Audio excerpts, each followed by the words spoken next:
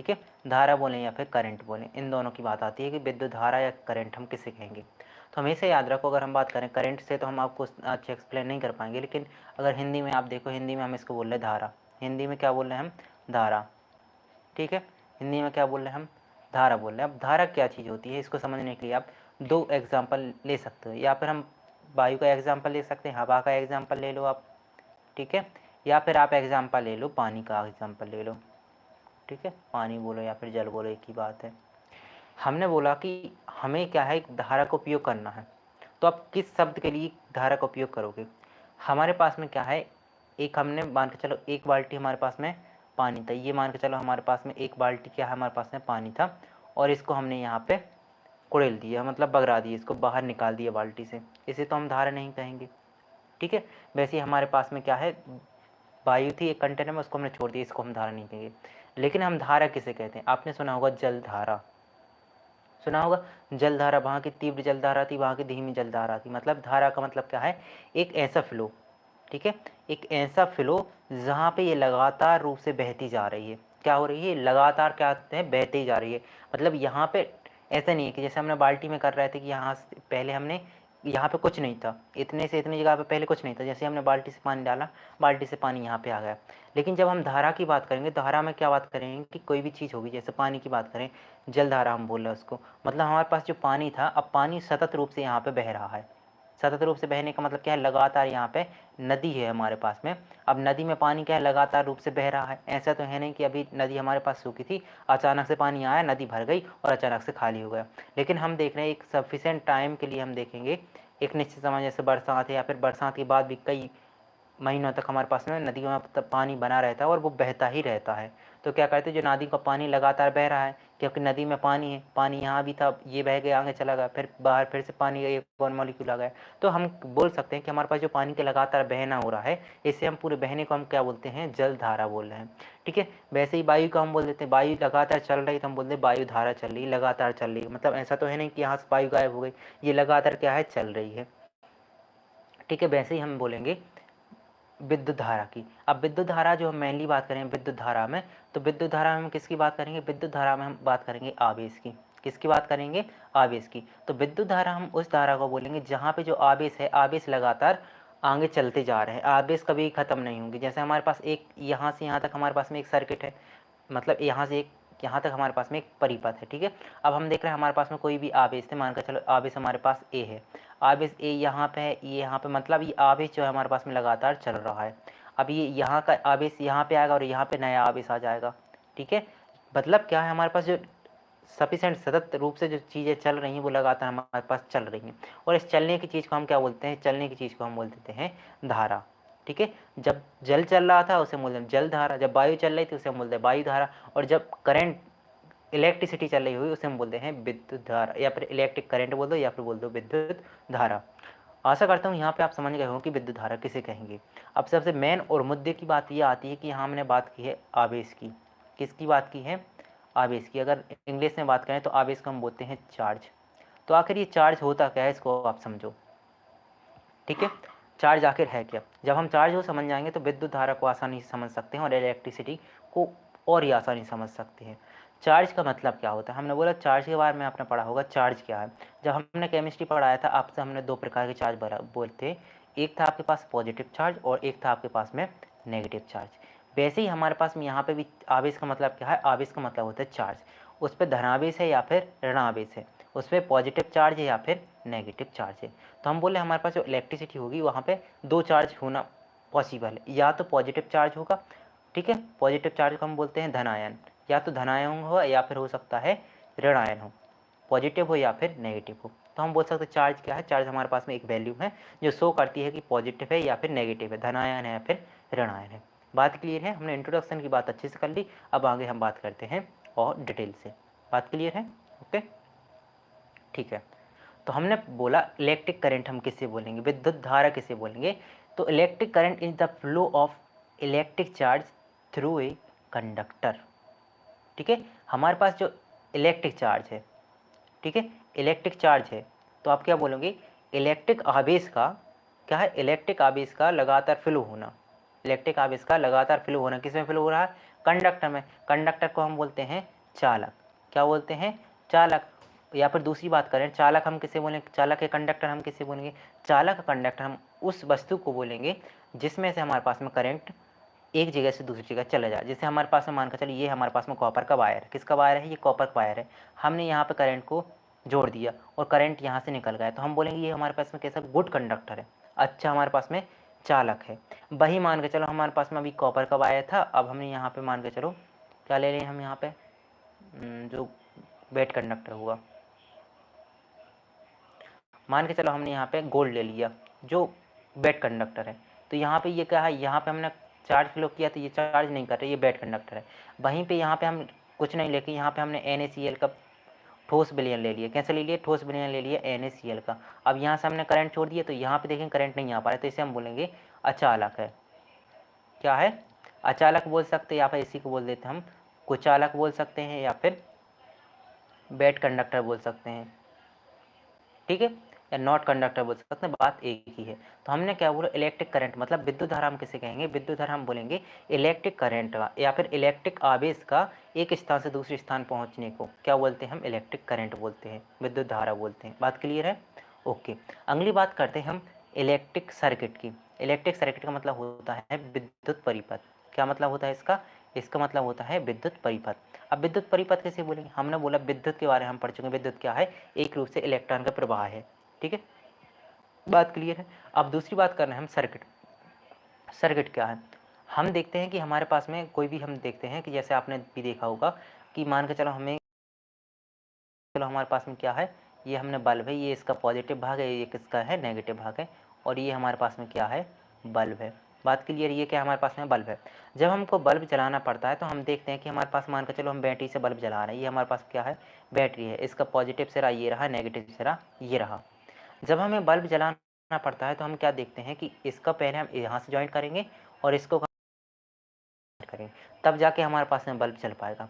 मान के चलो कि हम यहाँ से इसको ज्वाइंट नहीं कर रहे हैं, तो हमारे पास में क्या है? ये पूरा सर्किल कंप्लीट नहीं हुआ है, तो ये बल्ब नहीं जलेगा। जब हम इस सर्किट को कंप्लीट करने के लिए यहाँ से एक और वायर जब यहाँ पे जोड़ सर्किट कंप्लीट होगा, हम बोलेंगे हमारे पास में परिपथ पूर्ण हो गया, ठीक है, सर्किट कंप्लीट हो चुका है, तो हमारे पास में बल्ब जल जाएगा। तो हम कह सकते हैं ये कंटिन्यूअस। कंटिन्यूअस का मतलब क्या होता है? सतत, मतलब लगातार चलने वाला। क्लोज का मतलब क्या होता है? बंद। तो यहाँ पे आप देख रहे हो यहाँ जो बैटरी से चार्ज निकल रहा होगा वो क्या लगातार निकल रहा होगा। और दूसरी बात हम देख रहे हैं यहाँ पे हमने खुला नहीं छोड़ा, इन दोनों सिरों से हमने जोड़ दिया। तो हमने बोला कंटिन्यूस मतलब सतत, और बंद पाथ का मतलब क्या होता है?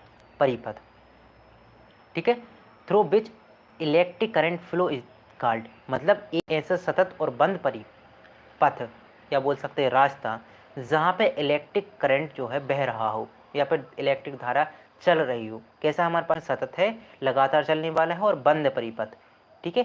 तो इसे क्या बोलते हैं? हम इसे बोल लेते हैं विद्युत परिपथ, ठीक है, बात क्लियर है। अब इसको कैसे बनाते हैं? हम इसको एक रे डायग्राम की मदद समझने की कोशिश करते हैं कैसे बनेगा। जैसे मान के चलो कि हमारे पास में यहाँ पे हमने बना लिया, क्या बना लिया? यहाँ पे हमने बना लिया कि ये हमारे पास में क्या है? एक बल्ब है, ठीक है, बल्ब है। अब हमको बल्ब को जलाना है तो हम यहाँ पे मान लेते हैं हमको बैटरी चाहिए। अब बैटरी का साइन क्या होता है? बैटरी साइन के लिए हम क्या करते हैं? यहाँ पे एक बड़ा रखते हैं भाग, इसको हम देते हैं पॉजिटिव नाम।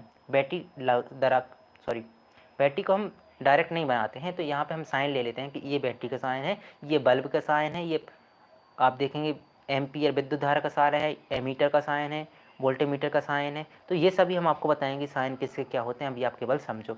यहाँ पे जो आप देख रहे हो ये हमने कह दिया बल्ब का साइन है, कि ये बल्ब को हम इस साइन के द्वारा, इस संकेत के द्वारा प्रदर्शित करेंगे, ठीक है। यहाँ पे आप देखोगे दो डंडों से प्रदर्शित करेंगे, प्लस बड़ा डंडा आप देख रहे हो, इसे हम बोलेंगे पॉजिटिव चार्ज निकलेगा, और यहाँ पे हम छोटा डंडा और देंगे, ये हमारे पास में नेगेटिव चार्ज होगा, ठीक है। यहाँ पे हमने इसको जोड़ दिया, ठीक है। ये क्या हो गई हमारे पास में? ये हो गई, आप जो साइन देख रहे हैं ये हो गई हमारे पास में बैटरी। ये क्या हो गया हमारे पास में? ये हो गया हमारे पास में बल्ब, ठीक है। अब हमको क्या है? अब हमको कभी करंट चाहिए कभी नहीं चाहिए, तो इसको स्विच बंद और ऑफ करने के लिए तो यहाँ पे हमने एक यहाँ पे लगा दिया। अगर हम यहाँ पे डॉट कर देंगे, यहाँ पे ऐसा था हमारे पास में, यहाँ पे हमने बिंदु रख दी, तो हमने बोल दिया कि हमारे पास में स्विच कैसा है? बंद है। और यहाँ पे अगर हमने खोल दी तो स्विच कैसा हमारे पास में? चालू है। और इसको हमने यहाँ से जोड़ दिया। अब ये क्या हमारे प्रकार से बंद परिपथ हो गया हमारे पास में, ठीक है, बंद परिपथ और कंटिन्यूअस हो गया है, मतलब लगातार रूप से चल रहा है। ये हमने रे डायग्राम बना लिया है, ठीक है। अब आगे हम बात करेंगे कहाँ पे इलेक्ट्रॉन फ्लो होगा, कहाँ पे हम बोलेंगे विद्युत धारा किस साइड जा रही है, वो हम अगली स्लाइड में बात करेंगे। ठीक है, बात क्लियर है? ओके। अगली हम बात करते हैं the current flow when switch on. हमने अभी बताया था जब हम इसको स्विच को ऑन करेंगे तो करंट कैसा होगा, फ्लो होगा। करंट क्या होगा, इस परिपथ में फ्लो होगा, मतलब करंट चलने लगेगा। और जैसे ही हमने स्विच को बंद कर दिया, यहाँ पे डॉट कर दिया, मतलब हमने स्विच को क्या कर दिया, बंद कर दिया है। जब हम स्विच को बंद कर देंगे तो क्या होगा, करंट फ्लो नहीं होगा, हमारा बल्ब बंद हो जाएगा। बात क्लियर है? जैसे हमने स्विच को चालू किया तो हमारे पास बल्ब चालू हो गया, या फिर पंखा चालू हो गया, या फ्रिज चालू हो गया, जो भी हमारे पास में इलेक्ट्रिक चीज़ है वो चालू हो जाती है। और जैसे ही हमने उसको बंद किया वो बंद हो जाती है। बात क्लियर, समझ में आई आपको? हमने दो चीज़ें यहाँ पे पढ़ी। सबसे पहले हमने पढ़ा विद्युत धारा, ठीक है, विद्युत धारा क्या, फ्लो ऑफ इलेक्ट्रिक चार्ज है। ठीक है, बात क्लियर है? फिर हमने पढ़ा विद्युत परिपथ क्या है। तो हमारे पास एक बंद और सतत परिपथ था, जहाँ पे हमारे पास में इलेक्ट्रिसिटी बह रही थी, उसे हम बोलते हैं बंद परिपथ है, हमारा विद्युत परिपथ है। ठीक है, बात क्लियर है? अब हम बात करेंगे विद्युत धारा के बारे में, हम अभी बात कर चुके। तो अब हम बात करेंगे कि आपके पास अगर क्वेश्चन आता है कि विद्युत धारा किसे कहते हैं, तो आप कैसी डेफिनेशन लिखेंगे आपकी।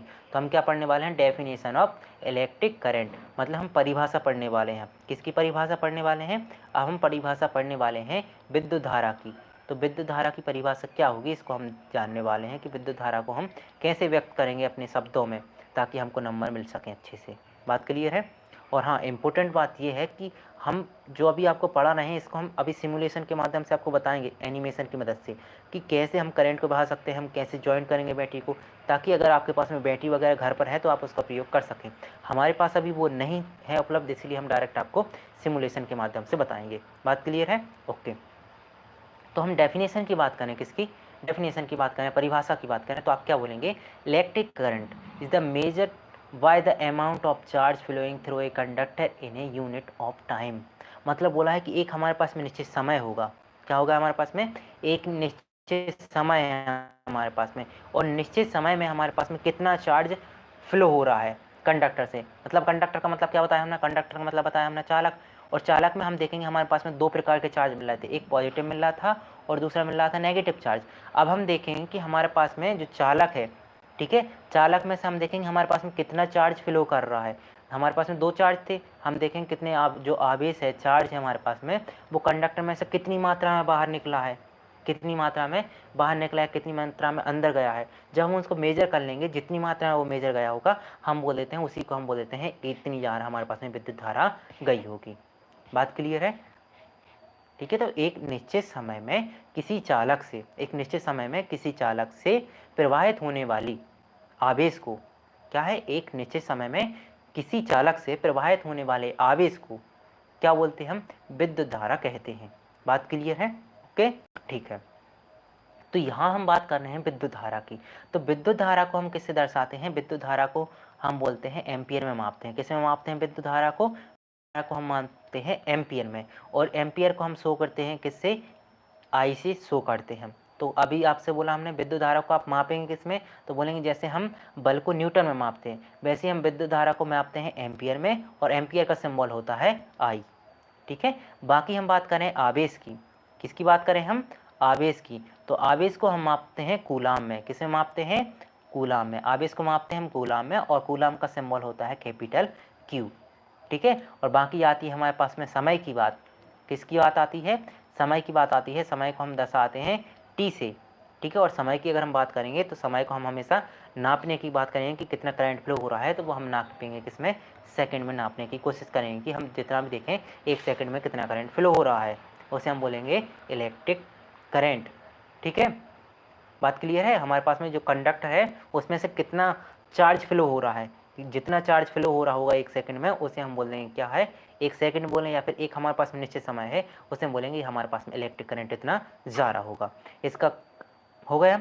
अब हम मेजर कैसे कर सकते हैं, तो हम बोलेंगे एम्पियर में हम मापते हैं किसको, करंट को मापते हैं, तो हम बोलेंगे आई बराबर क्यू अपॉन टी। मतलब अगर आप हिंदी में बात करो तो आप बोलोगे, आई से हमने क्या बोला, एम्पियर बोला, या फिर एम्पियर बोलो, या फिर आप बोल दो विद्युत धारा, क्या बोल सकते हो, विद्युत धारा, क्योंकि विद्युत धारा को हमने एम्पियर आई से लिख दिया था, उसको मापते हैं।